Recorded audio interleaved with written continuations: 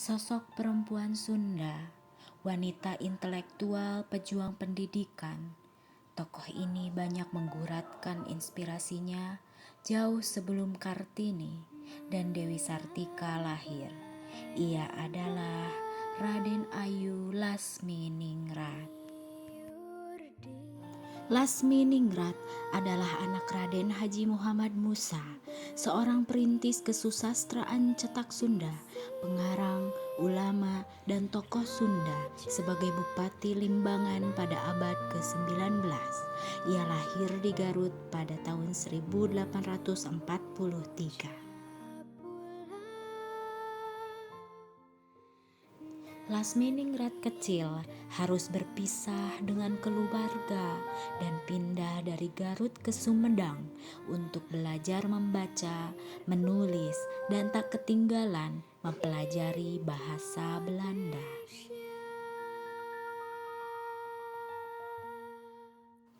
Di sana ia diasuh oleh teman Belanda ayahnya, Levison Norman. Karena didikan Norman, Lasminingrat tercatat sebagai perempuan pribumi satu-satunya yang mahir dalam menulis dan berbahasa Belanda pada masanya. Pada 1871, ia kembali dan menetap di Pendopo, Kabupaten Garut. Di tahun itu pula, ia menulis beberapa buku berbahasa Sunda yang ditujukan untuk anak-anak sekolah. Buku-buku Lasminingrat merupakan buku untuk anak-anak sekolah, baik karangannya sendiri maupun terjemahan. Ia menerbitkan buku cerita Erman yang merupakan terjemahan dari buku Christopher Pan Smith. Setelah karya tersebut, terbitlah buku Warnasari 1 dan 2 atau Rupa-Rupa Dongeng, jilid 1 dan jilid 2 dalam aksara Jawa. Tidak bisa dibayangkan bagaimana karyanya begitu laku keras.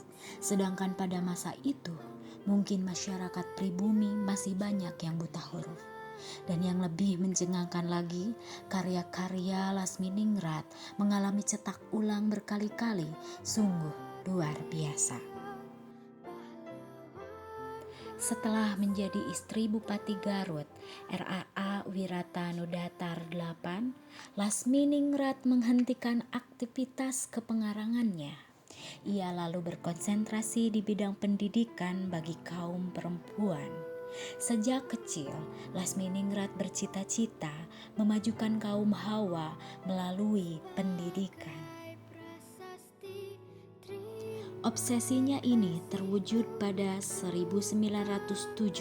Ketika itu ia mendirikan sekolah keutamaan istri di ruang gamelan Pendopo, Kabupaten Garut. Di sekolah ini, Lasminingrat memakai kurikulum. Tidak disangka, 3 tahun setelah pendiriannya, sekolah berkembang. Murid mencapai 200 orang. Sekolah ini akhirnya mendapatkan pengesahan dari pemerintah Hindia Belanda dan memiliki nomor akta yang terbit pada tahun 1913. Sekolah ini akhirnya mendirikan cabang di Kota Wetan, Garut, Bayongbong, dan Cikajang. Di sekolah keutamaan istri, perempuan Sunda diajarkan membaca, menulis, menghitung, hingga membuat kerajinan tangan. Selain itu, Lasminingrat mengajarkan pekerjaan yang berkaitan dengan kerumah tanggaan, seperti cara memasak, merapikan pakaian, menjahit pakaian, dan lainnya, dengan tujuan agar bisa hidup mandiri.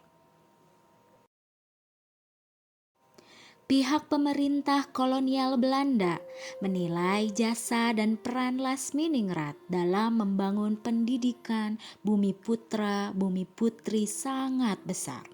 Pada akhirnya ia diberi penghargaan dan kompensasi tetap bulanan selama ia mengajar.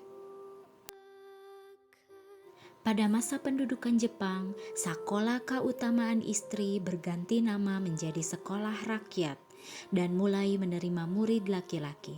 Sejak tahun 1950, SR berubah menjadi SDN Ranggalawe 1 dan 4 yang dikelola Dinas Pendidikan dan Kebudayaan Daerah Tingkat 2 Garut. Dari tahun 90-an hingga kini berubah lagi menjadi SD Negeri Regol 7 dan Regol 10.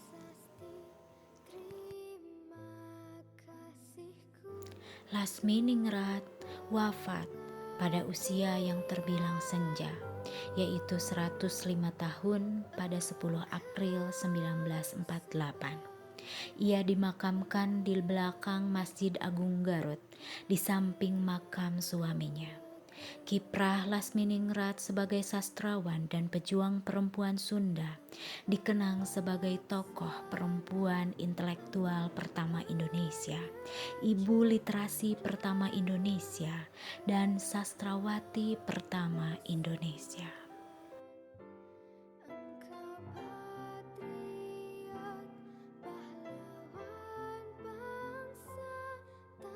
Jika Kartini dijuluki sebagai pahlawan emansipasi dan Dewi Sartika sebagai tokoh pendidikan, tidak berlebihan jika Lasminingrat dijuluki sebagai tokoh perempuan intelektual pertama di Indonesia, karena pikiran-pikiran kritis dan modernnya telah melampaui zamannya.